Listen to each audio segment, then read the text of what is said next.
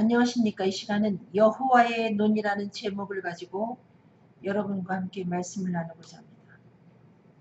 잠깐 기도하시겠습니다. 어지럽고 혼란한 중에도 불꽃 같은 주님의 눈으로 우리들을 살피시고 또 대한민국을 살피시는 우리 하나님 아버지, 우리가 염려한들 캐 앉아 더할 수 없고 머리털어 하나 희고 검게 할 수 없습니다. 우리의 마음의 근심과 염려를 이제까지 우리의 기도에 귀를 기울이시고 우리를 건져주신 주님께 감사하는 기도로 아뢰 수 있도록 도와주시어서 이 땅에 있는 대한민국의 모든 국민들 마음속에 평안함이 있게 허락하여 주시고 혼란스러운 이 모든 상황 때문에 자신의 일을 소홀히 하는 일이 없도록 저희들에게 은혜를 베풀어 주시옵소서. 부족한 이 종이 이 시간 말씀을 전하고자 이 자리에 있습니다. 성령님, 저의 연약함을 붙잡아 주시고 오로지 성령의 인도하심을 따라 말씀을 전할 수 있도록 주님 축복하여 주시고 여호와의 눈이 어떠한 눈인가도 알게 허락하여 주시고 우리가 주님의 자녀된 자로서 주님의 눈을 가질 수 있는 귀한 은총도 아울러 우리에게 허락하여 주시옵소서. 감사하며 예수 그리스도 이름으로 기도드렸습니다. 아멘. 제가 여호와의 눈이라는 제목을 가지고 여러분과 같이 말씀을 나누고자 하는데, 제가 요즘에 그 호랑이의 눈이라는 그런 어떤 음악을 듣다가 이 호랑이의 눈이 과연 누구의 눈일까 생각을 해보았는데, 제게 있어서의 호랑이의 눈을 가진 분은 오로지 우리 주님밖에 안 계십니다. 그래서 제가 이 여호와의 눈이라는 제목으로 이 시간 여러분과 함께 말씀을 나누게 되었습니다. 잠언 5장 21절 대저 사람의 길은 여호와의 눈앞에 있나니, 모든 인간의 삶이 여호와의 눈앞에 있다는 거죠. 그가 그 모든 길을 평탄케 하신다. 그 하나님이 우리의 삶을 살피셔서 우리 인생에 대해서 모르는 바가 없다. 이 얘기죠. 그러니까 여호와의 눈을 피할 수 있는 그 같은 장사는 존재하지 않습니다. CCTV는 피해도 여호와의 눈은 피할 수가 없다는 것이죠. 시편 139편 1절부터 4절을 보면서 여호와께서는 어떻게 사람을 살피시는가 우리가 한번 생각을 해보겠습니다. 여호와여 주께서 나를 감찰하시고 아셨나이다. 누가 누구를 감찰했다. 이 같은 이야기가 문제가 되기도 하는데, 근데 하나님은 마음 놓고 우리를 감찰하신다는 거죠. 인생 하나하나를, 인생 한 사람 한 사람을 살피신다는 것입니다. 살피시고 스캔하시고 그 다음에 아셨나이다. 마음에 두신다는 것이죠.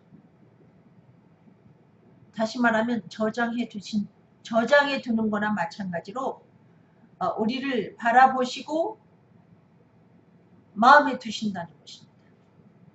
주께서 나의 앉고 일어섬을 아시며 멀리서도 나의 생각을 통촉하시오며,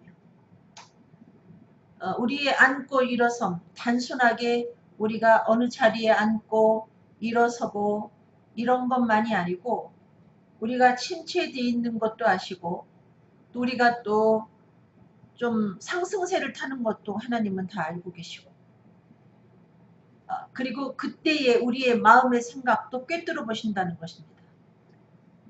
우리가 침체됐을 때 겉으로 밝은 척을 하지만은 고민하는 그 깊은 속에 우리의 생각도 다 알고 계시고, 또 우리가 좀 상승세를 탈 때, 오르막길을 오를 때 좀 겸손한 척 하지만은 상당히 오만한 그와 같은 우리의 마음도 꿰뚫어 보시고, 우리 주님은 그 우리의 그 행동만 보고 저장하시는 것이 아니라 하나님이시기 때문에 우리의 생각까지도 정확하게 정통하게 알고 계시다는 것입니다.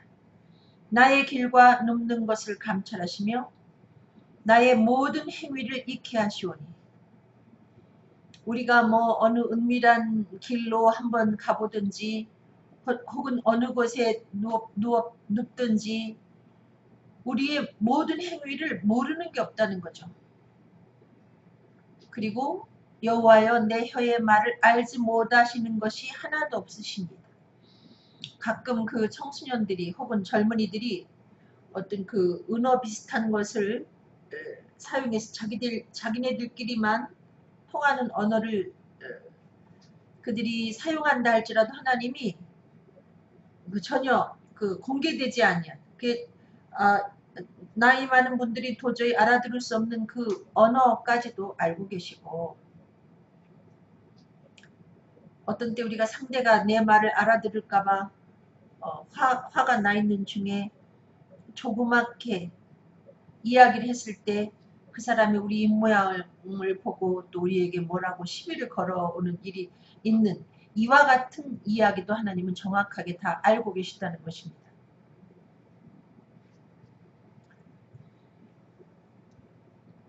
시편 139편 7절로 10절 내가 주의 신을 떠나 어디로 가며 주의 앞에서 어디로 피하리까. 뭐 범죄하는 사람들이 CCTV가 어디 있는가 뭐 이걸 굉장히 미리 알아보지 않습니까? 그래서 그걸 피해서 범죄하려고 애를 쓰는데 하나님이 설치하신 CCTV는 없는 곳이 없다는 거죠. CCTV가 설치되지 아니한 곳이 이 땅 위에 아무데도 존재하지 않는다는 것입니다. 그래서 특별히 구원받은 우리들은 마음을 꿰뚫어 보시는 그 하나님 앞에 우리가 주님의 마음과 주님의 눈과 주님의 귀와 주님의 입과 주님의 손발이 되어지지 아니하면 우리의 모든 것들이 주님이 다 알고 그것을 촬영하시고 저장하시기 때문에 우리의 선악간에 하나님 앞에 나중에 그 행한 대로 우리가 하나님 앞에 받게 된다는 것입니다. 내가 하늘에 올라갈지라도 거기 계시며 음부에 내 자리를 펼지라도 거기 계십니다. 아무리 그 CCTV를 피해서 도망 다녀봤자 그 CCTV를 피해서 도망갈 수가 없다는 것이죠. 예를 들면 상황이 뭐 허리케인이 지나갔다 혹은 불이 났다 할지라도 하나님의 CCTV는 그 상황에서도 작동한다는 것입니다. 하늘에 올라갈지라도 혹은 음부에 내 자리를 펼지라도 뭐 우리가 왼손이 하는 것을 오른손이 모르게 선행을 해도 그 선행도 감춰지지 못하고 하나님 앞에는 다 저장이 되고 또 악을 행하기 위해서 하늘 꼭대기로 올라가고 음부의 자리를 펴서 악을 행할지라도 그것조차도 다 저장이 된다는 것이죠. 내가 새벽 날개를 치며 바다 끝에 가서 거할지라도 곧 거기서도 주의 손이 나를 인도하시며 주의 오른손이 나를 붙드시리이다. 여러분 그 하나님의 CCTV는 시간과 공간과 상황을 초월해서 작동한다는 것이죠.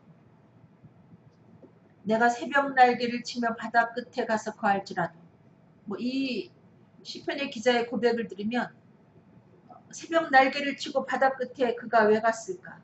아마 때에 따라서 그가 낙심이 돼서 좌절해서 그곳에 갈 수도 있고 아니면 어떤 문제를 가지고 좀 더 하나님 앞에 기도해 보기 위해서 아니면 고민이 돼서 그렇게 갈 수도 있는데 어찌하든 우리가 홀로 외로이 어느 곳에서 어떤 상황을 당해서 어떤 처지에 있어도 주의 오른손이 우리를 인도하시고 붙드신다는 것이죠. 그래서 하나님이 인생을 살피시는 그 목적에는 어떤 인간을 잡아놓을까, 내가 어떤 인간을 벌을 줄까, 그것보다도 누가 힘들지 아니할까,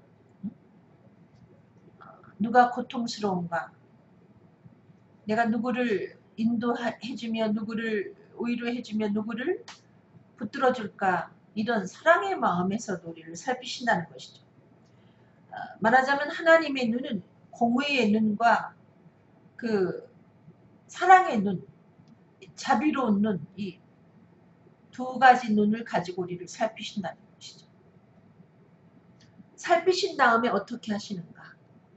전도서 12장 14절, 하나님은 모든 행위와 모든 은밀한 일을 선악간에 심판하시리라.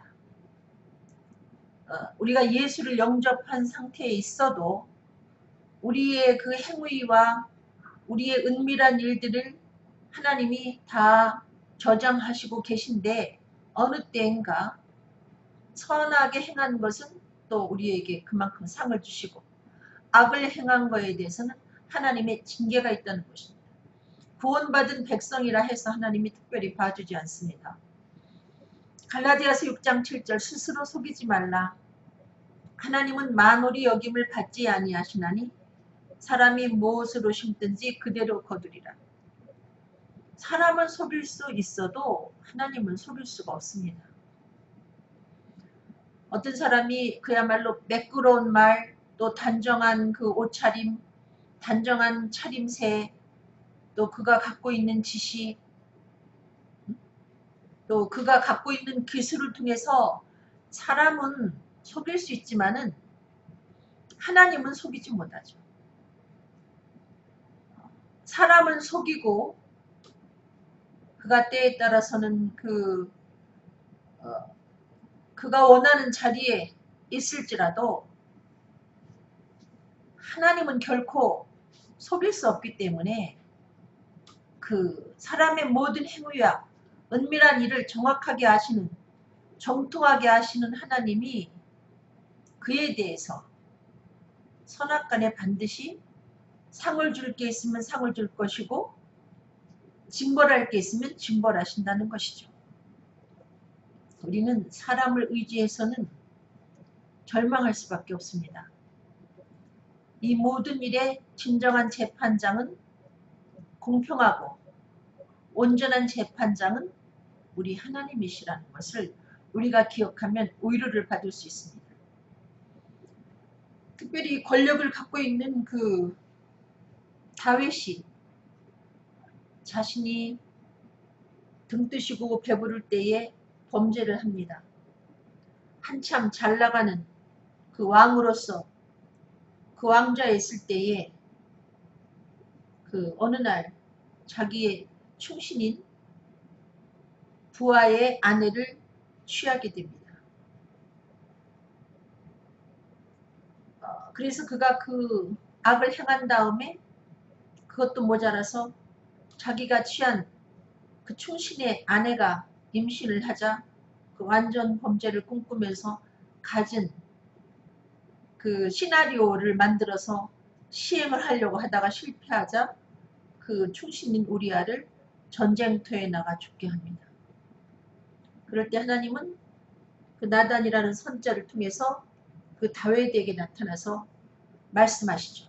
뭐 여러 가지 예를 들어서 그에게 접근한 다음에 3일상 12장 12절에 보면 너는 은밀히 행하였으나 나는 이스라엘 무리 앞 백주의 일을 행하리라 하셨나이다. 여러분, 은밀히 당신하고 나만 아는 일이야 하면서 은밀하게 범죄하는 그러한 일들이 그야말로 대낮에 그 어둠 가운데 생해진 일들이 대낮에 드러나듯이 하나님은 이렇게 행하신다는 것이죠. 우리가 요즘에 그런 현상을 지금 실제로 보고 있지 않습니까? 응? 아무도 모르게 넘어갈 수 있었던 그 완전 범죄와 같은 그 일들이 낱낱이 밝혀지고 있지 않습니까? 이건 사람이 한 것 같지만은 하나님이 하시는 일입니다. 사무엘장 12장 11절 여호와께서 또 이처럼 이르시기를 내가 내 집에 재화를 일으키고 내가 내 처들을 가져 내 눈앞에서 다른 사람에게 주리니 그 사람이 내 처들로 더불어 백주에 동침하리라. 우리가 은밀한 가운데서 완전 범죄를 꿈꾸면서 작게 행한 그와 같은 죄들에 대해서 하나님은 여러 배로 갚아주신다는 것이죠. 뭐 다윗이 왕으로서 많은 처를 가지고 있으면서도 자기 충신의 아내를 이와 같이 그 마음의 유혹을 뿌리치지 못하고 취한 결과 그 다윗의 처들을 감히 왕의 처들을 다른 사람이 백주에 그 사람들이 보는 앞에서 동침하는 그와 같은 일이 생기리라. 이와 같이 하나님이 하나님이 예언하셨는데 그 예언대로 다른 사람이 백주에 다른 사람들이 다 보는 앞에서 이와 같이 다윗의 처들과 더불어 동침하게 되는 사건이 실제로 역사적으로 생긴 것을 알 수 있습니다. 근데 그 다른 사람이 누구냐?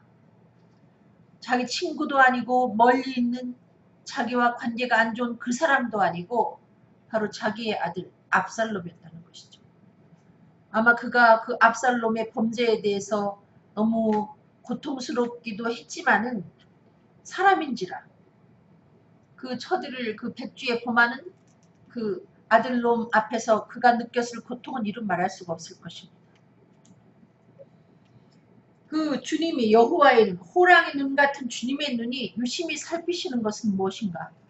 로마서 2장 21절로 23절 그러면 다른 사람을 가르치는 내가 내 자신을 가르치지 아니하느냐. 우리가 어떤 사람을 보고 위선자다 하는가 하면은 매끄러운 말로 참 정의로운 말로 남에게 그럴듯한 말을 많이 하지만은 자신은 그와 전혀 상관이 없는 그의 배치되는 삶을 살게 된 그 사람에 대해서 우리가 위선자라는 그와 같은 이야기를 합니다. 근데 우리는 그 위선을 가려낼 수가 없습니다. 근데 하나님의 눈은 그 위선을 가려냅니다. 특별히 그 인간의 이중성에 대해서 하나님이 유심히 감찰을 하시는데 그래서 우리가 남을 가르친다는 것은 굉장히 귀한 일이지만은 이것은 위험이 따르는 일이기도 합니다. 자칫 잘못하면 내가 위선자가 될 수 있다는 것이죠. 그래서 우리는 남을 가르칠 때 우선하여 자기 자신을 한번 돌아보고 자기 자신을 가르쳐야 된다는 것이죠.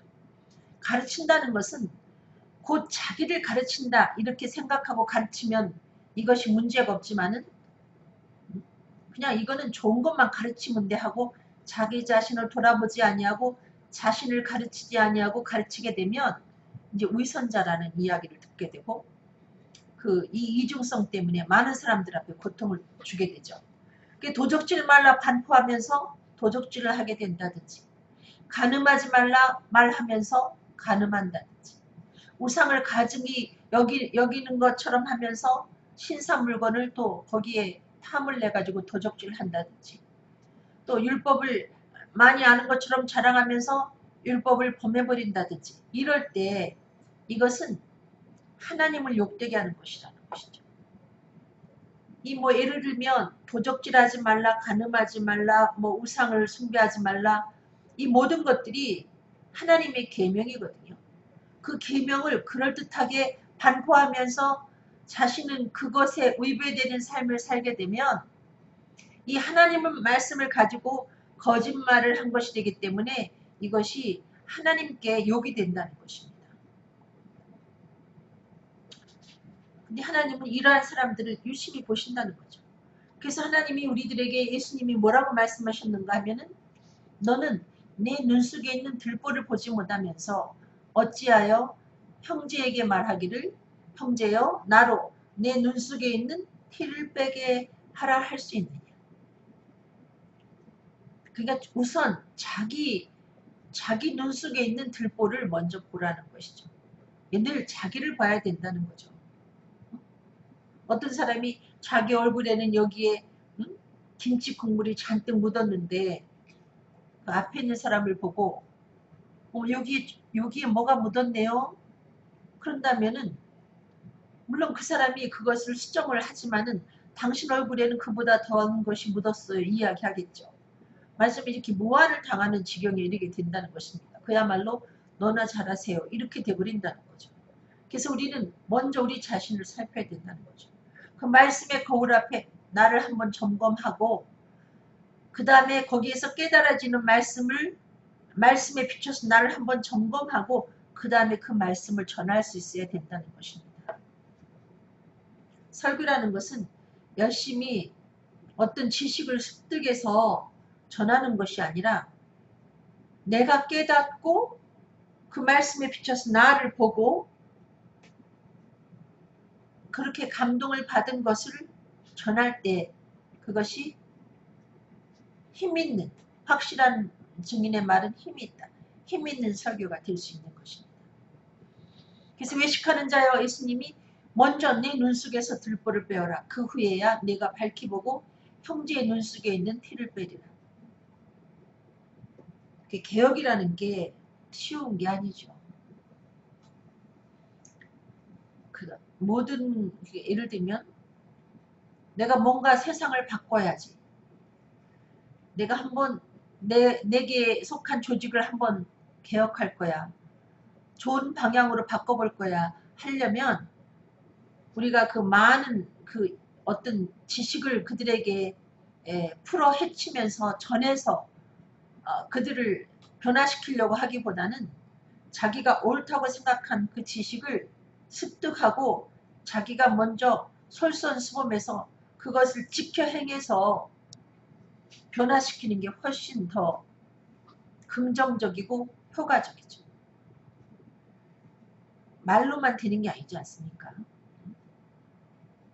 말한다고 사람들이 따라옵니까? 뭔가 그 사람의 삶이 그 이야기하는 것과 일치할 때 사람들이 그 말을 그 말에 신뢰를 두고 그것을 받아들이게 되고 그것을 또 따라하게 되어 있습니다. 하나님 앞에서 가장 은밀한 죄는 뭘까? 하나님은 이렇게 여호와의 눈으로 은밀한 죄까지 다 살펴내시고 계신데 로마서 2장 16절에 곧 내 복음에 이른 바와 같이 하나님이 예수 그리스도로 말미암아 사람들의 은밀한 것을 심판하시는 그날이다. 우리가 그리스도인으로서 현재를 살아가면서 어떤 잘못도 하고 또 어떤 때는 또 잘하기도 하고 할 때 반드시 이 땅에 사는 동안 그것에 대한 하나님의 상과 징벌이 있습니다. 아무리 하나님이 사랑하는 자라도 잘못된 그 행위에 대해서는 하나님이 징계하십니다. 이유는 사랑하기 때문에. 또 잘한 것에 대해서는 또 하나님이 또 그에 합한 또 상을 주십니다. 그런데 마지막 때 주님 심판하시는 그날에 인간의 깊은 속에 있는 은밀한 것을 심판하신다고 했는데 그 은밀한 것이 무엇일까? 예레미야 17장 9절로 10절 만물보다 거짓되고 심히 부패한 것은 마음이라. 누가 능히 이를 알리오마니. 나 여호와는 심장을 살피며 폐부를 시험하고 각각 그 행위와 행실대로 보응하나니. 여기 이 말씀 그러니까 이 땅 위에 그 어떤 냄새 나는 것보다 또 거짓된 것보다 무엇보다 거짓되고 심히 냄새날 만큼 지독하게 그 부패한 것이 인간의 마음이라는 거죠. 인간만큼 사악한 게 없다는 거죠. 여러분 동물이 우리를 공격할 때도 있고 그렇긴 하지만은 뭐 뱀이 간교하다 하지만은 여러분 뱀보다 더 간교한 존재가 인간이라는 거죠. 아주 능구렁이 하면은 사람들이 참 음흉하다 뭐 그러는데 그보다 더 거짓된 게 인간이라는 거죠. 저는 이 말씀 앞에 제 자신을 비춰보면 100% 공감합니다. 제가 그 하나님의 말씀대로 살려고 애는 쓰고 몸부림치고 뭐 이것 절제하고 저것 절제하지만은 어떤 때 제 마음속에 그야말로 빛의 속도로 스쳐가는 제 사악한 생각에 대해서는 생각을 보면은 제가 참 인간이 이렇게 악할 수가 있나. 그때마다 저는 그야말로 제 마음에 블라인드를 쳐준 하나님 앞에 너무 감사하죠. 이걸 까버려가지고 사람들이 다 볼 수 있다면 저를 보고 사람들이 기겁을 할 것이고 저는 또 여러분을 보고 기겁을 할 것입니다. 참 이 마음, 우리의 마음을 하나님께서 그 유리처럼 어떻게 포장을 해놔가지고 남들이 훤히 들여다 볼 수 있으면 아마 한 시간도 그 인간과 제대로 관계를 하고 싶다 하는 인간은 존재하지 아니할 것입니다. 뭐 저만 그렇겠습니까? 모든 인간이 그렇다는 것이죠. 이렇게 그런데 그 인간이 이렇게 거짓되고 심히 부패했는데 그걸 꽁꽁 숨긴다는 거죠. 예를 들면 우리가 그 차를 타고 혹은 어떤 뭐 비행기를 타고 어디 여행을 갈 때 김치 같은 거 글쎄 그걸 가져갈 수 있나요? 뭐 고추장이라든지 이렇게 냄새 나는 거 된장이라든지 혹은 뭐 삭힌 홍어라든지 만약에 뭐 두리안 같은 거 이런 걸 가지고 어떤 사람이 그 어떤 교통수단을 이용하게 된다면 아마 그 냄새를 어떻게 했든지 빠져나가지 않게 수도 없이 포장을 할 것입니다.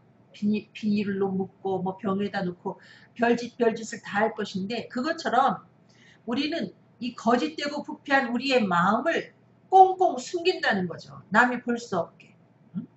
그래서 그럴듯하게 미소 져가면서 겸손한 것처럼 정의로운 것처럼 우리가 표방을 하고 살지만은 우리 속은 여러분과 저와 뭐 저울로 달면 그렇게 크게 표시 나지 않을 만큼 거짓되고 부패한 것이 인간의 마음이라는 것입니다. 근데 이 인간의 마음을 서로가 제대로 알 수가 없어요. 너무 꽁꽁 숨겨놨기 때문에. 그래서 우리는 때에 따라서는 그럴듯해 보이는 그 사람에게 그 사기도 당하고 배신도 당합니다. 근데 그것을 꿰뚫어 보는 분이 여호와는 심장을 살피며 폐부를 시험한다. 여호와의 눈은 그것을 꿰뚫어 봅니다. 마치 그 엑스레이로다가 촬영하듯이 그 마음을 꿰뚫어 본다는 거죠.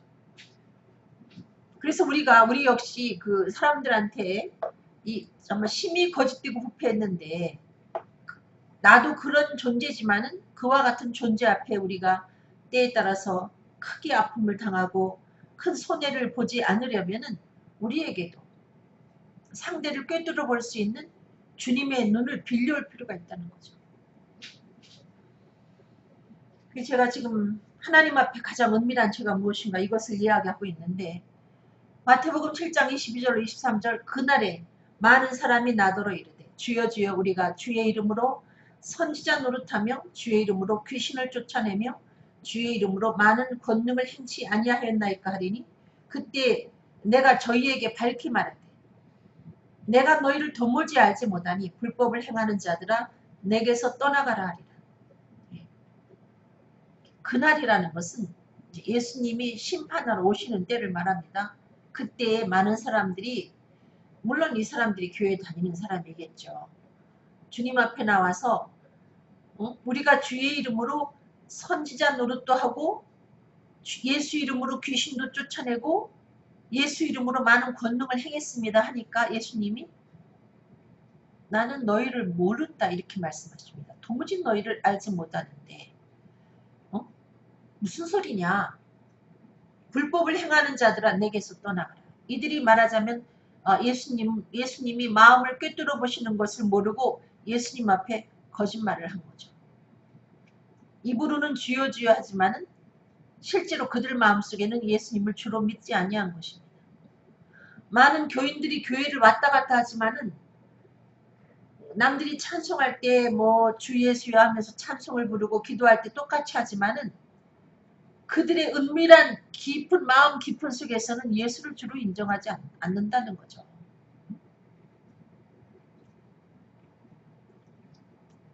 예수를 주로 인정하지 않는다는 거예요. 요즘 애들이 뭐 학교 선생님을 앞에서는 쌤쌤하지만은 속에서는 인정하지 않죠. 돌아서면 그 자기 선생님에 대해서 함부로 말하고 이중적이지 않습니까? 그것처럼 입으로는 주여 주여 했지만은 예수를 살아계신 하나님의 아들 그리스도로 그들이 믿지 않았다는 거죠. 믿지 않은 그들에 대해서 너네들이 예수 이름으로 흉내는 냈지만은 나는 안 믿었잖아. 나는 너희들을 몰라. 너희들 마음속에 내가 없는 걸 내가 알고 있잖아. 그러므로 불법을 행하는 자들아 내게서 떠나가라 이와 같이 말씀하셨습니다. 가장 은밀한 우리의 마음속에 은밀한 깊은 우리의 마음속에 예수 그리스도가 계신가 한번 점검해 보길 바랍니다. 여러분이 그날에 주님 앞에 갔을 때 내가 너를 도무지 몰라. 내게서 떠나가. 주님이 그렇게 이야기할 수 있을 만큼 내가 아직도 예수를 그리스도로 믿지 않고 있지 않나 한번 자신을 돌아보시길 바랍니다. 요한복음 5장 28절 선한 일을 행한 자는 생명의 부활로 악한 일을 행한 자는 심판의 부활로 나오리라. 여러분 뭐 악한 일을 행했다고 하니까 요즘에 유행하는 살인이나 혹은 그 성범죄자들 뭐 여러가지 뭐 강도질한 사람들 이런 사람들이 심판의 부활 말하자면 지옥 형벌 받는 그런 부활을 받는다는 것이냐. 또 선한 일 하니까 뭐 기부 많이 하고 교회 다니면서 열심히 새벽 기도도 많이 하고 또 헌금도 많이 하고 그럴듯한 직분을 받은 사람들을 일컫는 것인가. 근데 요한복음 16장 9절 보면은 죄에 대하여라 하면 저희가 나를 믿지 아니하며 여기에서 말하는 악한 일은 죄를 말하는데 어떤 죄를 말하는가? 예수를 그리스도로 믿지 아니한 죄를 말합니다. 우리가 구약의 계명이 예를 들면 10계명 있지 않습니까? 10계명만이 아니고 구약을 전체를 다 뒤지면은 거기에 하나님이 이렇게 하라, 이렇게 하지 말라 한 것이 다 계명이거든요. 그러니까 계명의 범위가 아주 넓습니다. 근데 그것을 압축한 것이 10계명인데 우리가 그것을 온전히 행할 수 있느냐? 그렇지 못하죠. 뭐 10가지 계명 정도야 내가 100점 맞을 수 있어 이렇게 말할 수 있는 사람이 없다는 거죠. 우리는 그 계명 앞에 늘 걸려 넘어지게 돼 있습니다. 그래서 그 계명을 온전히 지키면 의인이지만은 온전한 의인으로 살 수가 없습니다. 인간이 불완전하기 때문에. 그래서 늘 죄 때문에 하나님 앞에 속죄의 제사를 지내지 않았습니까? 죄 때문에 고민하게 되고. 그러면서 우리는 이 죄에서 나를 건져줄 그 우리의 구세주를 간절히 기다렸을 때 하나님이 구약에 여러 차례 내가 구원자를 보내줄게 하다가 보내주신 분이 바로 예수 그리스도입니다. 그래서 예수님이 오셔서 우리의 그 고민스러운 율법에 저촉되는 그 모든 죄들을 다 짊어지고 십자가에서 완전하게 해결해 주셨습니다. 완전하게 영원히 우리의 죄를 다 해결을 해 주셨습니다. 그리고 우리들에게 요구하는 것이 단 하나의 계명이라는 거죠. 예수 믿어 이거입니다. 예수 믿어. 하나님이 세상을 이처럼 사랑하셔서 인간을 이토록 사랑하셔서 아들을 주셨는데 누구든지 이를 믿기만 하면 멸망하지 않고 영생하도록 해주셨다는 거죠. 그래서 예수님을 보내신 다음에 인간에게 주신 단 하나의 계명은 주 예수를 믿어라입니다. 근데 예수를 주로 믿지 아니할 때 이것이 죄요. 이것이 하나님 앞에는 악한 일이라는 거죠. 왜? 하나님의 사랑을 거절했기 때문에. 독생자 아들을 통해서 죄를 대속해 주시면서 예수를 너의 구원자로 인정해 했는데 이걸 거절할 때 이것은 하나님을 거짓말시키는 자로 여기는 것이고 이것은 예수 그리스도를 한 번 더 십자가에 못 박아 현저히 욕을 보임이고 예수 그리스도를 발로 밟는 것이기 때문에 하나님이 이것은 괘씸히 여기셔서 악하다 인정하면서 그에게 심판의 부활로 나오게 하신다는 것이죠.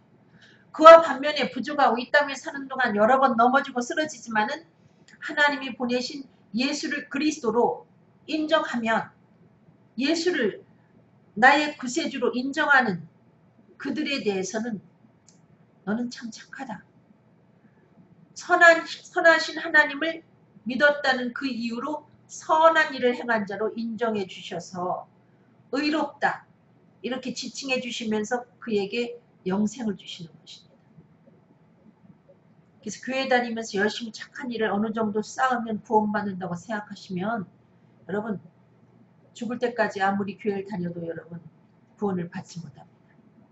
우리의 행위가 누적이 돼서 그것이 점수가 돼가지고 구원받는 것이 아니라 하나님이 보내주신 아들 예수를 내 죄를 위해서 죽으시고 다시 사신 나의 구세주로 인정하기만 하면 그것이 곧 예수를 그리스도로 믿은 것이고, 그는 하나님이 최고의 선행을 하나님 앞에 최고의 선한 일을 행한 자로 인정해줘서 그에게 영생을 주시는 것입니다. 인간에게 원하시는 하나님의 뜻은 어려운 게 아니죠. 우리가 늘 우리를 고민하게 만드는 말씀이 있습니다. 마태복음 7장 21절 나더러 주여 주여 하는 자마다 천국에 다 들어갈 것이 아니요 다만 하늘에 계신 내 아버지의 뜻대로 행하는 자라야 들어가리라. 예. 이 말씀 앞에 그리스도인들이 교인들이 많이 고민을 하죠. 이것 봐. 예수 믿는다고 천국 가는 게 아니야. 하나님의 뜻대로, 다시 말하면 율법대로 다 행해야 되는 게 아니겠어? 이렇게 생각하는데 여기에서 말하는 하나님의 뜻에 대해서 우리가 요한복음 6장 28절로 29절을 보면 저희가 묻되 우리가 어떻게 하여야 하나님의 일을 하오리까? 예수께서 대답하여 가라사대 하나님의 보내신 자를 믿는 것이 하나님의 일입니다. 아까도 말한 하나님의 일. 하나님의 일은 선한 일이 아니겠습니까? 하나님이 내가 어떻게 하여야 선한 일을 행했다고 인정할까? 이 얘기예요. 그랬더니 답이 하나님이 보내신 자를 믿는 것. 예수를 믿는 것이 곧 선하신 하나님의 일이다. 이 얘기입니다. 그것이 바로 선행이고 그것이 곧 하나님의 뜻이라는 거죠. 내 아버지의 뜻은 아들을 보고 믿는 자마다 영생을 얻는 것이니. 그러니까 예수님이 아들을 이 세상에 보내놓으시고 인간에게 원하시는 하나님의 뜻은, 예를 들면 인간이 이렇게 했으면 좋겠다 하는 하나님의 뜻은 아들을 보고 너희가 믿어서 영생을 얻어라 이겁니다. 인간들이 아들 예수를 그리스도로 믿어서 영생을 얻는 것을 하나님은 간절히 원하신다는 거죠. 다른 거, 나를 위해서 헌금을 많이 해, 혹은 니네가 고행을 해, 이걸 원하는 것이 아니라 내가 내 아들을 통해서 내 죄를 다 해결해 놨으니 내 아들을 내 아들로 그리고 너의 구세주로 믿어. 그러면 너한테 영생을 줄 거야. 그래서 아들을 보고 믿는 것이 곧 하나님의 뜻이라는 거죠. 아셨습니까?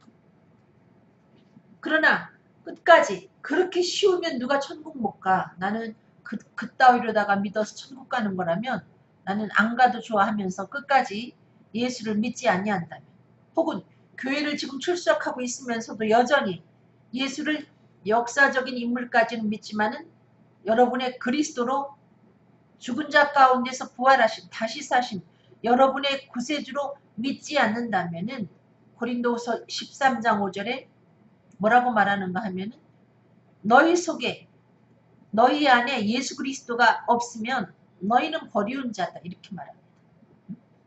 그래서 너희가 믿음에 있는가, 내 속에 예수 그리스도가 있는가 자신을 한번 테스트해보고 확증하라 이런 말씀이 있습니다. 너희 안에 예수 그리스도가 계신 줄을 너희가 스스로 알지 못하느냐? 그렇지 않으면 너희가 버리운 자다. 내 속에 예수가 없다면, 예수를 영접하지 못했다면, 예수를 그리스도로 믿지 않는다면 미안하지만 너는 버리운 자다. 이 얘기는 시험에 불합격한 사람이다 이거예요. 천국 갈 수 없다는 얘기입니다. 우리가 뭐가 믿음인지 알고 교회를 다녀야지, 교회 열심히 다니다 보면 어느 정도 내 공로가 쌓여서 내가 천국 가겠지 하면서 여전히 마음속에 예수를 그리스도로 인정하지 않는다면 미안하지만 그 사람은 죽어도 그 행위라는 돌뿌리에 걸려 넘어지지 천국까지 꼴이 날 수 없다는 것입니다. 요한복음 3장 36절 아들을 믿는 자는 영생이 있고 아들을 순종치 아니하는 자는 영생을 보지 못하고 도리어 하나님의 진노가 그 위에 머물러 있느니라. 아들을 믿는다는 것은 그것은 하나님 앞에 최고의 선이라니까요. 그래서 그에게는 영원히 공의로우시고 똑똑하신 우리 하나님이 통치하시는 그 나라에서 주님과 함께 살 수 있는 것이죠. 여러분 미련한 사람과 같이 동거한다는 것이 얼마나 힘든 겁니까? 판단력이 부족하고 공의롭지 못하고 공평하지 못하고 편협적인 사람하고 우리가 그러한 사람이 통치하는 곳에서 산다면 얼마나 힘들겠습니까?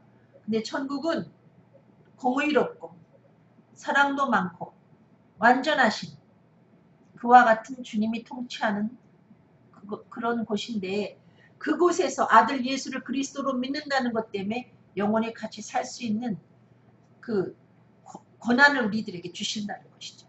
반면에 아들을 순종치 아니하는 자, 다시 말하면 아들을 믿지 않는 자는 이것은 하나님이 악하게 여기는 거죠. 네가 내 사랑을 거절해? 이렇게 되는 거예요. 그는 영생을 보지 못할 뿐만 아니고 그에게 하나님의 진노가 있다는 거죠. 여러분 지옥 형벌이 있다는 거예요. 그러니까 우리는 뭔 지옥이 있겠어. 여러분 허리케인을 여러분 그 경험하셨습니까? 우리가 영화 속에서나 보고 이야기로 듣지 허리케인이 대단하다. 그렇지만 우리가 대한민국에 살면서 허리케인을 경험하지 못했지만 경험하지 못한 세계라 해서 허리케인의 존재를 우리가 안 믿을 수는 없습니다. 그것처럼 지옥을 여러분이 경험하지 아니했다 해서 여러분이 지옥을 안 믿을 수는 없는 거예요. 여러분이 화산 폭발을 그 영상을 통해서 보기는 봤지만은 여러분이 그걸 경험하지 못했죠. 나는 그따위 건 안 믿어 이런다고 해서 화산 폭발이 이 땅 위에 존재하지 않는 것은 아니죠. 그것처럼 하나님의 진노인 지옥 형벌이라는 영원히 꺼지지 않는 불못, 구더기도 죽지 않는 그 희한한 불못이 존재한다는 것이죠. 여러분 그것이 없으면 굳이 우리가 죄에 대해서 고민할 게 없죠. 죄 때문에 결과 인생이 길면은 요즘엔 120까지도 살죠. 100살, 예를 들면 90살, 80살 이렇게 살고 우리가 한 줌의 흙으로 돌아가서 예수를 믿은 자나 안 믿은 자나 죄가 많은 자나 죄가 적은 자나 죄를 예수 때문에 해결받은 자나 해결 못 받은 자가 똑같이 그렇게 돌아가서 끝이 난다면 굳이 우리가 예수 믿을 필요가 뭐 있겠습니까? 분명히 영생은 존재하고 영벌인 지옥도 존재합니다. 가끔 사람들이 그 아름다운 경치를 보면은 어머 천국 같아. 맞습니다 여러분. 천국은 존재합니다. 그 멋진 우리 주님과 함께 영원히 함께 고통도 없고 또 범죄도 없고 눈물도 없는 그곳에서 영원히 사는 세상이 반드시 존재합니다. 여러분 여러분의 자신을 한번 보세요. 얼마나 인간이 신비로운가. 그냥 우연히 이 인간이 생겨났겠습니까? 신이 존재하지 않냐면 이 지구상이 벌써 충돌해가지고 끝났죠. 신이 통치하고 다스리기 때문에 질서가 유지되고 그 수많은 그 미사일이 존재하면서도 내가 불바다 만들어 하면서도 불바다가 안 되는 이유는 우리 왕중 왕되신 주님이 그들의 마음을 잡고 계시기 때문에 그들의 마음을 보혜의 물처럼 주관하시기 때문에 그들의 공갈로 그치고 끝나는 것이지 그냥 내버려 두면 벌써 불바다 됐겠죠. 하나님의 눈, 여호와의 눈, 제가 호랑이 눈이라고 그렇게 이야기를 하는데 하나님의 눈의 위력은 어떠한가? 어느 정도인가? 잠언 20장 8절 심판 자리에 앉은 왕은 그 눈으로 모든 악을 흩어지게 하느니라. 저는 좀 이런 그야말로 여호와의 눈을 갖고 있는 사람이 나라의 주권자가 되면 참 좋겠습니다. 거짓에 속지 아니하고 진위를 구별해낼 수 있는 지혜로운 밝은 눈을 가진 사람이 나라를 다스리게 된다면 백성들이 쓸데없이 속은 안 썩지 않겠습니까? 근데 하나님의 눈은 모든 악을 흩어버리는 왕이라는 거죠. 거기서 뭐 아무리 포장을 잘하고 그럴듯하게 포장을 해도 심장과 폐부를 꿰뚫으시는 주님은 다 알고 계시기 때문에 그냥 여호와의 불꽃 같은 눈빛만 봐도 죄인들이 벌벌 떨면서 알곡과 쭉정이처럼 금방 그게 구분이 된다는 거죠. 하나님 앞에는 당연히 악이 흩어지게 되죠. 그 솔로몬이 누구보다도 하나님 말씀을 가까이 하고 하나님이 특별히 그에게 지혜를 주셨는데 다시 말하면 밝은 눈을 주셨죠. 그야말로 호랑이 눈을 주신 것입니다. 그래서 듣는 대로 판단하지 아니하고 보이는 것대로 판결하지 아니하고 그가 그 창기 두 여인이 와가지고 두 계집이 와서 서로들 자기 아들이라고 주장할 때 그 속에 있는 하나님의 지혜로 지혜롭게 심리에서 판결을 합니다. 그래서 그 진위를 가려내죠. 어떤 게 진짜고 어떤 게 가짜인지. 이게 바로 여호와의 눈의 은총입니다. 이게 바로 호랑이의 눈을 가진 사람이죠. 우리 눈은 얼마나 중요한 지체인가. 성경에 예수님이 말씀하시기를 마태복음 6장 22절에 눈은 몸의 등불이니 그러므로 내 눈이 성하면 온몸이 밝을 것이요. 우리 눈이라는 것은 지체 중에 얼만큼 중요하냐. 우리의 눈이 어두우면 온몸이 엉망진창이 되죠. 응? 자기 몸에 뭐가 묻었는지 자기 옷에 뭐가 묻었는지 자기를 단장하고 싶어도 눈이 어두우면 할 수 없고요. 이만큼 우리 지체 중에서 눈이라는 것은 중요한 존재인데 하나님은 무엇보다도 우리 눈이 밝아서 뭘 보기를 원하시는가 하면 하나님 나라를 보기 원한다는 거죠. 이것은 육신의 눈을 말하는 게 아니죠. 예수께서 가라사대 진실로 진실로 내게 이르노니 사람이 거듭나지 아니하면 하나님 나라를 볼 수 없느니라. 우리가 거듭나서 하나님 나라를 볼 수 있는 눈을 갖기를 원한다는 거죠. 우리 육신의 눈도 밝아야 되지만 영의 눈이 밝아서 하나님 나라를 보기를 원한다는 것입니다. 근데 우리 영의 눈을 밝히는 것은 무엇인가? 육신의 눈을 밝히는 것은 뭐 결명자차다, 뭐 블루베리다, 뭐 혹은 그 소의 간이다, 뭐 그런 얘기가 있지 않아요? 뭐 비타민 글쎄 D인가요? A인가요? 제가 잘 무식해서 모르는데 어쨌든 그런 것들이 있습니다. 그런데 영적인 눈을 밝히는 것은 요한복음 3장 5절에 예수님이 말씀하셨습니다. 사람이 물과 성령으로 나지 아니하면 하나님 나라에 들어갈 수 없다. 여러분 물이라는 것은 물세례를 의미한다고 그렇게 해석하는 추석가들도 있습니다. 근데 우리가 물세례 받기 전에 무엇을 합니까? 말씀을 통해서 복음을 듣게 됩니다. 그래서 복음을 믿습니다. 다시 말하면 예수가 내 자신이 죄인인 걸 알고 예수께서 하나님의 아들 내 죄를 위해서 죽으시고 다시 사신 나의 구세주인 것을 우리가 그 복음을 통해서 알고 받아들이게 되어 있습니다. 그럴 때 너가 죄사함 받았다 하면서 우리가 물세례를 받지 않습니까? 물세례를 받고 난 다음에 성령님이 오셔서 우리에게 도장을 찍어줍니다. 그럴 때 성령님이 우리에게 오셔서 인쳐주실 때 비로소 우리가 거듭남이라는 걸 경험하면서 우리에게 구원의 확신이 생깁니다. 그리고 신의 존재에 대한 확실한 믿음이 생깁니다. 그동안은 긴가민가 하던 자리에서 하나님은 정말 살아계시구나. 예수님이 정말 부활하셨구나. 그리고 그분이 내 죄를 위해서 죽으시고 나는 죄를 해결받았구나. 나는 하나님 자녀가 되었구나. 나는 이제 죽어도 천국 가는구나. 이런 확신이 생긴다는 것이죠. 그래서 눈이 번쩍 떠지죠. 천국이 보이죠. 무엇과 무엇으로? 물과 성령으로.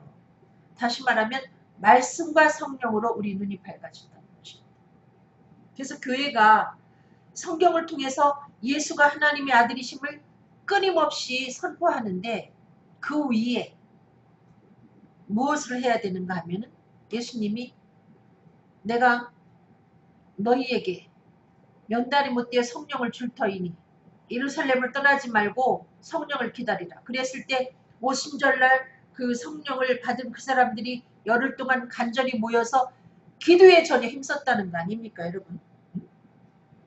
기도에 전혀 힘쓰지 아니하면 여러분 성령을 받을 수가 없어요. 지나가는 얘기로 성령 주세요 이렇게 한마디 띄워가지고 성령 임하는 게 아니죠. 여러분이 예수가 하나님의 아들 그리스도인 것을 알고 정말 내 죄 사해 주신 것이 감사하면은 약속한 성령이 내게 선물로 주어진다고 생각했으니까 믿고 성령이 임할 때까지 기도하는 거죠. 전혀 기도에 힘쓰는 거죠.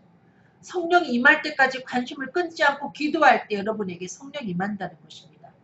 그럴 때 눈이 번쩍 떠져서 이 진리의 말씀이 눈에 들어오고 이 진리의 말씀을 읽을 때 깨달음이 있고 그 다음에 확신이 있습니다. 나 지금 죽어도 천국 가네. 그래서 물불을 두려워하지 않는 거죠. 뭐 119 사태가 터지고도 두 다리 쭉 뻗고 잘 수 있고요. 물속에 들어가서 죽게 생겨도 죽으면 천국까지 하고 담담할 수 있고 당당할 수 있는 것입니다. 시편 19편 여호와의 교훈은 정직하여 마음을 기쁘게 하고 여호와의 계명은 순결하여 눈을 밝게 하다. 여러분 여호와의 교훈은 주의 말씀은 정직하여 마음을 기쁘게 하고 여호와의 말씀은 우리 마음에 행복을 주고요. 여러분 행복하길 원하시면 말씀을 많이 보시면 됩니다. 행복의 근원은 하나님이고 하나님은 말씀입니다. 그래서 말씀을 가까이 하면 여러분이 행복의 셈이 넘쳐나는 것을 느낄 것입니다. 또 여호와의 계명은 순결하여 눈을 밝게 하도다. 영적인 눈을 밝혀주는 것. 우리의 눈을 호랑이 눈으로 만들어주는 것이 바로 신약과 구약입니다. 여러분. 저는 구약보다도 신약을 더 열심히 자주 읽으라고 여러분에게 말씀을 드리고 싶습니다. 그래서 그 말씀을 통해서 우리의 눈이 밝아진다니까요. 이게 천국만 보이는 게 아니라 분별력이 생기죠. 공중에 권세 잡은 귀신이 그야말로 뭐 9개의 꼬리 달린 그 여우라는 옛날에 얘기가 있는 것처럼 그렇게 교활하게 별짓을 다 해도 여러분이 이 말씀을 통해서 눈이 밝아지면 마귀 하는 짓거리가 다 보인다는 거죠. 마귀가 까불고 교활하게 재주 부리면서 사람을 속이는 게 다 보인다니까요. 보셨어요? 마귀 장난하는 것을 다 여러분이 느낄 수가 있고 볼 수가 있다는 거죠. 별의별 매끄러운 말을 다 해도 쟤 거짓말 시키고 있어. 참 거짓말 참 매끄럽게 잘 시킨다. 뭐 이렇게 느낄 수가 있죠. 고린도전서 2장 14절 육에 속한 사람은 하나님의 성령의 일을 받지 아니하나니 저희에게는 미련하게 보이며 또 깨닫지도 못하나니 이런 일은 영적으로라야 성령으로라야 우리의 눈이 더 밝아집니다. 그래서 말씀도 열심히 보고 또 이 성경을 볼 때 여러분 성령의 인도하심이 없이는 그 말씀을 제대로 깨달아 알 수가 없습니다. 기도하며 읽으면 성령님이 밝히 조명하여서 우리에게 성령의 감동하심으로 쓰여진 그 말씀을 하나님이 확실하게 해석을 해주십니다. 그럴 때 우리 눈이 밝아진다는 거죠. 그래서 기도하고 말씀 보고 기도하고 말씀 보면 우리도 악을 흩으시는 우리의 재판장이신 주님의 눈을 본받을 수가 있습니다. 영적인 눈을 가진 자가 어떻게 살아가기를 원하십니까? 요한복음 16장 3절 세상에서 너희가 환난을 당하나 담대하라 내가 세상을 이겼노라 하시니라. 그러니까 어떤 환난이 와도 호랑이 눈을 가지고 당당하게 그냥 걸어가는 거죠. 우리나라가 지금 굉장히 어려운 상태에 있죠. 정말 그 국민들이 원하는 뜻과는 상반된 그와 같은 또 결정을 대통령이 하고 우리가 이런 시대 속에 살아가고 있습니다. 그렇지만 우리는 낙심할 필요가 없어요. 여호와의 눈은 인생의 가는 길과 은밀한 가운데서 행해진 모든 일들을 다 지켜보고 계시고 이미 저장하셨고 그에 대한 심판은 하나님이 하십니다. 근데 그것만 우리가 의지하고 살아갈 것이 아니라 하나님의 백성으로서 우리도 그 주님의 눈을 가지고 적어도 분별하며 살자는 거죠. 응? 말도 안 되는 이야기에 속아서 거기에 박수치지 말고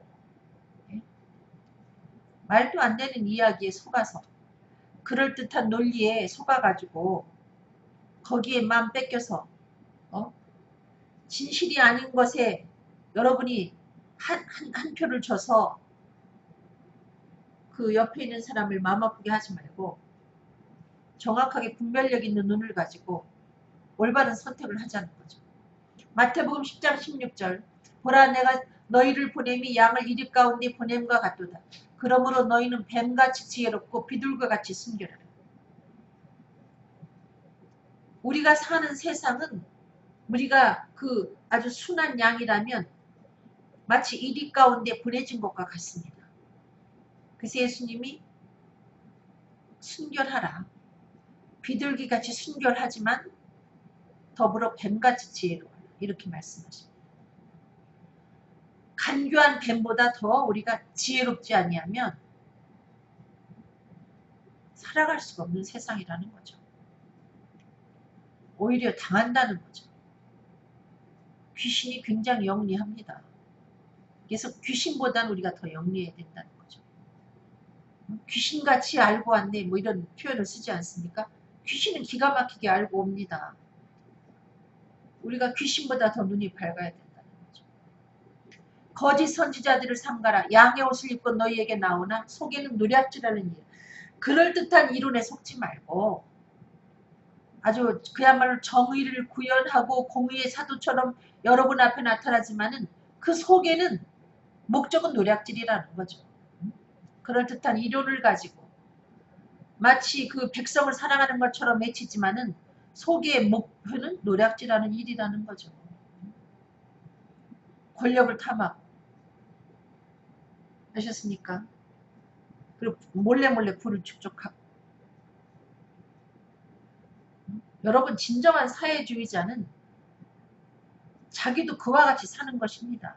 자기는 부를 축적하고 나라의 것을 가지고 착취에다가 마음껏 뿌려서 표를 얻어가면서 자신의 삶은 엄청난 부를 축적하고 몰래 부를 쌓아가고 있다면 그거는 진정한 사회주의자도 아니고 여러분 사회주의자들이 이론은 그럴듯한데 그대로 사는 사람이 몇 명이나 있습니까? 그냥 그야말로 속에는 노략질하는 이리처럼 그렇게 살아가는 진보에 속한 사람들도 많고 보수라고 하면서도 또 그렇게 살아가는 사람도 많습니다. 여러분. 저는 보수도 아니고 진보도 아닙니다.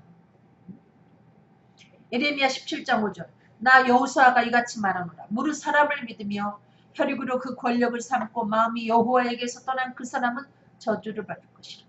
우리는 그럴듯한 사람 앞에 너무 마음을 주지 말라는 거예요. 매끄럽고 말 잘하고 단정하게 포장된 그 사람을 믿고 거기를 의지하는 그 순간 우리의 마음은 여호와에게서 멀어지면서 우리의 눈이 어두워진다는 거죠. 그때부터 분별력을 잃고 그 다음에 우리에게 다가오는 것은 고독입니다.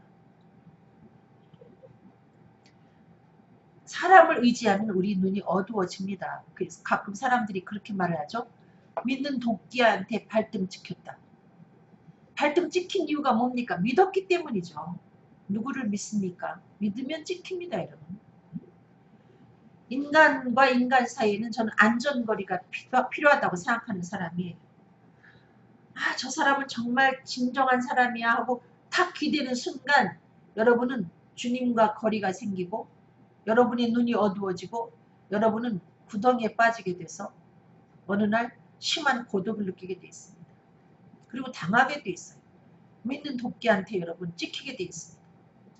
도움을 구하러 애굽으로 내려가는 자들은 화했을진저 그들은 말을 의뢰하며 병거의 많음과 마병의 심히 강함을 의지하고 이스라엘의 거룩하신 자를 앙모치 아니하며 여호와를 구하지 아니하거니와. 뭐 대국이라고 뭐 동맹한 나라라고 너무 의지하지도 말라는 거예요. 자력으로 자립하려고 해야지.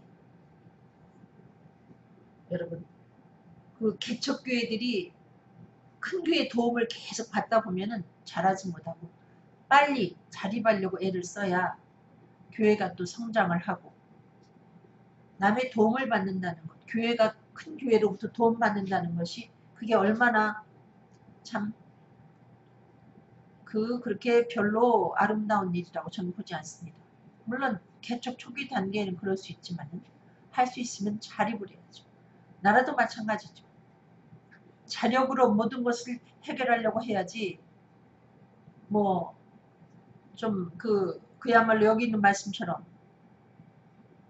말이 많고 병가가 많고 마병이 심히 강하다고 해서, 예를 들면 미사일을 많이 갖고 있고 전투기를 많이 갖고 있고 또 돈도 많이 갖고 있다고 해서 그 나라가 내 우방이라고 해서 그것을 너무 의지하면 동시에 우리는 하나님과는 멀어진다는 거죠. 하나님을 당연히 앙무치 않게 되죠. 대국을 의지하니까 저 나라가 아마 우리나라를 지켜줄 거야 하고 여호와께 기도도 하지 않는다는 거죠. 저는 오늘의 이 사태를 보면서 오늘 대통령이 그 민심에 반하는 그와 같은 그 임명을 강행하는 걸 보면서 저는 어떤 생각을 했냐면, 우리가 기도하지 못했구나. 우리가 하나님 앞에 평소에 이 나라를 위해서도 제대로 기도하지 못했고, 교회를 위해서, 우리가 자신을 위해서도 기도하지 못해서 이와 같은 상황이 우리 앞에 와 있구나. 하나님이 기도하라고 우리들에게 주시는 것이 아닌가, 이런 생각을 했습니다. 그냥 너무 동맹국이라고 의지하지 말란 얘기예요. 여기 이사야 31장 3절에 애굽은 사람이요 신이 아니며 그 말들은 육체요 영이 아니라 여호와께서 그 손을 드시면 돕는 자도 넘어지며 도움을 받는 자도 엎드러져서 다 함께 멸망하리라. 여러분, 우리의 동맹국이라는 미국이 지금 하는 행동을 보십시오. 트럼프가 어떻게 하고 있는가? 일본하고 대한민국하고 관계가 좋지 아니할 때 중간 역할을 해달라고 하니까 딱 잡아뛰잖아요. 그리고 뭐 지소미아인가 그걸 뭐 취소한다 어쩐다 하니까 그 다음에 트럼프의 태도를 보십시오. 그러니까 인간이라는 것은 그야말로 뭐 정치는 생물이다 그러는데 사람은 그냥 갈대와 같습니다. 쓰면 뱉고 달면 삼키는 게 인간이고, 우리가 동맹한 나라도 마찬가지입니다. 그래서 너무 의지하면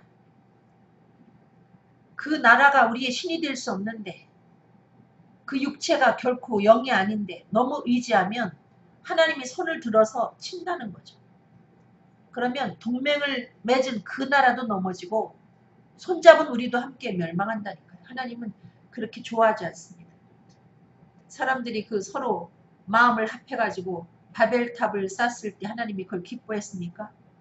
회심히 여겨가지고 언어를 혼잡하게 해서 결국은 성공하지 못하게 하지 않았습니까? 동맹이라는 걸 하나님은 그렇게 좋아하지 않죠. 여호와의 눈을 가진 그리스도인이 되려면 어떻게 해야 될까요? 좀 설교가 길어지는데, 여러분, 여호와의 눈을 가진 그리스도인이 되려면 말씀을 열심히 먹어야 되겠죠. 이 말씀은 맛이 없습니다. 처음에 먹으면. 마치 처음에 그 현미밥을 먹으면 맛이 없죠. 그러나 그것을 계속 먹으면 현미밥이 얼마나 몸에 좋다는 것도 알지만 맛도 느껴집니다.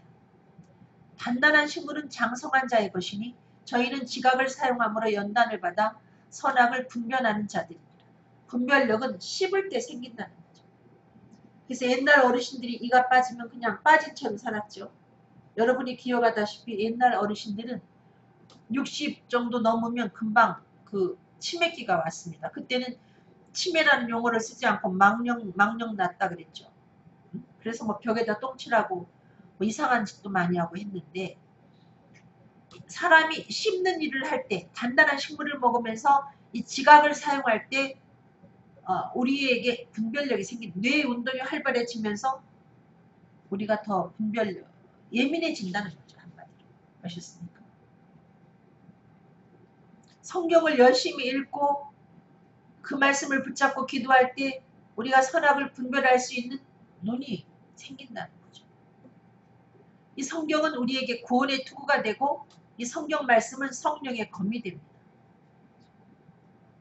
우리가 구원의 확신도 갖게 되고 이 성경을 가까이 할 때 그리고 이 말씀을 붙잡고 기도할 때 우리들에게 마귀가 볼 때 성령의 긴 검이 우리가 소지하게 된 것을 그들이 느끼고 마귀가 접근을 안 한다는 거죠. 제가 처음에 예수 믿었을 때 너무나 자주 넘어져 가지고 날마다 주님한테 보고하는 게 하나님 또 얻어 터졌어요. 얻어 터졌어. 이런 보고였습니다. 근데 어느 날 주님이 저한테 말씀하시는 것 같아요. 야, 얻어 터졌다는 보고 말고 나 좀 때려주고 왔습니다. 혼내주고 왔습니다. 그런 보고 할 수 없냐? 뭐 이러시는 것 같아요. 그래서 그 뒤로 열심히 성경을 읽고 또 읽어서 어느 때부턴가 제가 얻어 터졌습니다. 이런 보고를 안 하게 됐어요. 때려주죠. 마귀를 때려주죠. 때려주는 일이 많이 있죠. 우리가 말씀을 가지면 이렇게 성령의 검을 내가 여기에 꽂고 있는 것이 보이고 뭐 단검도 있고 장검도 있고 마귀가 접근을 못한다는 거예요. 어떤 사람을 공격하느냐. 말씀이 부족한 사람, 성경을 죽어도 안 보는 사람, 설교는 좀 듣고 다른 책은 읽는데 나는 성경은 죽어도 읽을 수 없어. 이런 사람을 타겟으로 삼는다는 거죠. 왜? 그에게는 칼이 있긴 한데 그 아이들의 장난감 칼과도 같은 그냥 플라스틱 장난감 칼 같은 정도의 칼이 있기 때문에 마음 놓고 공격하지 않겠습니까? 여호와의 눈을 가진 자의 삶은 어떠해야 되는가? 마태복음 5장 37절 너희 말은 옳다 옳다 아니라 아니라 하라. 이에서 지나는 것은 악으로 쫓아납니다. 여러분 내가 상대하는 그 사람에 대해서 우리가 말을 할 때 그냥 마치 추임새 넣듯이 대충 아첨하지 말고 분명한 소리를 내라는 거죠. 옳다. 당신이 생각하고 있는 것이 옳게 느껴져. 옳아. 혹은 당신이 생각하는 것이 아니야. 난 그거 아니라고 생각해. 분명히 하라는 거죠. 그냥 긍정적으로 말한다. 긍정적인 얘기를 한다. 부정적인 얘기는 집어치운다 하면서 아첨만 하지 말고 우리나라가 교회가 많이 망가지게 된 이유에는 성도들이 뒤에서는 딴소리 하면서 앞에서 엄청 목회자들한테 아첨을 하지 않습니까? 뒤에서는 은밀하게 별의별 얘기 다 하면서 그러다 보니 목회자가 그 그물에 걸려 넘어지는 거죠. 은혜 받았습니다. 목사님 어쩌면 그렇게 은혜스러워요. 뒤에서는 별별 얘기 다 하죠. 우리 목사님 작은 집에 다녀왔어 하면서 흉도 보고 하면서 애매한 말로 답하지 말고 옳다 아니라를 분명히 하라는 거죠. 이것이 바로 담대한 그리스도인의 삶입니다. 판사가 뭐 두려울 게 있습니까? 재판장처럼 말하라는 거예요. 에베소서 5장 11절로 13절 너희는 열매 없는 어둠의 일에 참여하지 말고 도리어 책망하라. 어둠의 일을 누가 어둠 속에서 잘못된 일을 행하는 걸 보면은 거기에 동참하지 말고 책망하고 우리는 빠져나오고 책망하라는 거예요. 그냥 슬그머니 빠져나오지 말고 책망하라는 거죠. 그럴 때 은밀히 행하는 것들은 말하기도 부끄러운데 책망을 받을 때 오히려 그들의 삶이 바뀌어서 빛의 열매를 맺게 된다는 거예요. 책망은 좋은 것입니다. 면책은 숨은 사랑보다 낫다고 하고 있습니다. 형제가 죄를 범했으면 처음에 그와 나를 내가 그를 상대로 해서 먼저 권고를 하고 아니면 두 사람이 같이 가서 권고하고 안 되면 교회한테 이야기해서 반드시 우리는 권고해야 된다는 거죠. 면책을 해야 된다는 것입니다. 앞에서 얘기하는 것은 앞에서 책망해서 말하는 것은 숨겨진 사랑보다 훨씬 나은 거예요. 사랑한다 말하지 말고 사랑하면 잘못된 것에 대해서 당신 잘못됐습니다 하고 말할 수 있어야 그것이 진정한 사랑이라는 거죠. 그리고 하나님의 눈을 가진 자의 삶은 곧 선한 눈을 가진 자인데 선한 눈을 가진 자는 양식을 가난한 자에게 준다는 거죠. 이것은 육신의 양식도 포함이 되고 영적인 양식도 포함이 됩니다. 그래서 그리스도인들은 경내에 곤란한 형제와 궁핍한 형제가 살면 반드시 손을 펴서 도와야 된다는 거죠. 그렇게 돈을 많이 축적해가지고 가진 수단과 방법으로 돈도 많으면서 그 남에게 돌아갈 장학금을 살짝살짝 몰래 편법으로 빼다가 모아서 사는 것은 그리스도인의 삶이 아니죠. 물론 그는 그리스도인이 아니기 때문에 그렇게 사는데, 심지어 목회자들이 그 교회에 그 들어온 돈을 이 모양 저 모양으로 빼가지고 갖지 말아야 될 재산을 갖고 그야말로 참 기가 막힌 일들이 대한민국에 엄청나게 생겨나고 있지 않습니까? 이미 생겼죠. 저는 오늘날 나라가 이렇게 어지러운 것도 저는 교회하고 상관이 있다고 봅니다. 교회가 부패하니까. 교회가 부패했는데 어떻게 나라가 바로 서겠습니까? 교회가 엄청나게 부패했는데 교회를 한번 뒤져보면 대단할 거예요. 요즘엔 하긴 뭐 절도 엄청 부패했다고 하는데 아마 교회를 한번 압수수색하는 일 없지만 압수수색하면 대단할 거라고 저는 생각합니다. 이렇게 교회가 타락하는데 어떻게 대한민국이 건강할 수가 있겠습니까? 정치를 뭐라고 얘기할 필요가 없습니다. 교회가 과연 경내에 있는 곤란한 자와 가난한 자를 큰 교회들이 얼마나 그들에게 손을 펴고 있습니까? 오히려 노인에게 그 손을 잡아가지고 노인들에게, 불쌍한 노인들에게 그 잔치를 베풀었다고 그 목회자가 예배 시간에 그 앞장서가지고 그 일을 한 장로를 세워가지고 경고장을 날리는 그런 교회인데, 이 교회가 그래서 그 돈을 이 모양 저 모양으로 다 가져다가 뭐 선교한다고 했지만 선교했으니까 그 돈 다 어디로 갔는지, 뭐 이상한 선거하는 데다가 엄청나게 써버리고 또 비리를 저지르고 그거를 무마하는 데 써버리고. 여러분, 돈이라는 것은 사용하지 아니하면 언젠가 그 농사 짓는 사람들이 볼을 막습니다. 근데 그 본물이라는 것은 많이 고이면 터서 밑으로 흘려보내게 되는데, 욕심을 가지고 그 밑에 집 농사하는 사람한테 안 주려고 그걸 뚝을 막고 있으면 언젠가 그 뚝이 터지면 그것은 나중에 자신도 농사를 제대로 질 수가 없습니다. 보의 물처럼 흘려보내야 되는 것이죠. 그래서 불을 축적하고 있는 건 안 됩니다. 하나님이 쏟아 부어주시는 복을 내보내서 기부해야죠. 여러 가지 모양으로 기부를 해야 되겠죠.